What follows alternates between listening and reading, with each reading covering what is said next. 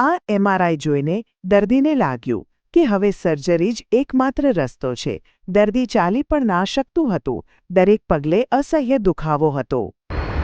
મારું નામ અલ્પેશભાઈ લાલજીભાઈ ડોડિયા છે. આ મારા મમ્મી છે.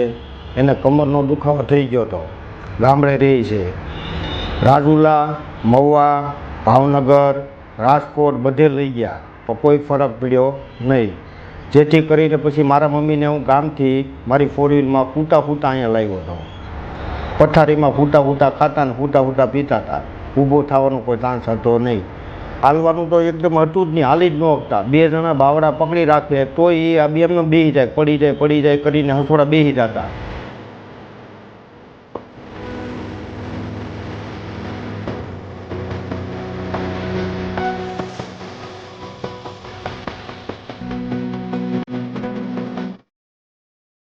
એકદમ સારું થઈ ગયું છે. 100% ફરક એની મેળે એકલા હાલવા મળ્યા છે. ખાવા પીવા એની મેળે એકલા બેઠા ખાઈ લે પી લે. પહેલાં હું હાલી શકતી નથી, પડાઈ જતું હતું, ઊભી નથી થઈ શકતી. સાહેબની સારવારથી મને બહુ સારું થઈ ગયું છે. સાહેબનો ખૂબ આભાર માનું છું. ત્યાં છે હું બી આવી ગયો હતો. 8 વર્ષ પહેલાં મને કમરનો દુખાવો થઈ ગયો ત્યારે મેં સાહેબની સારવાર લીધી, જેથી કરીને આજ સુધી મને કોઈ પ્રોબ્લેમ થયો નથી.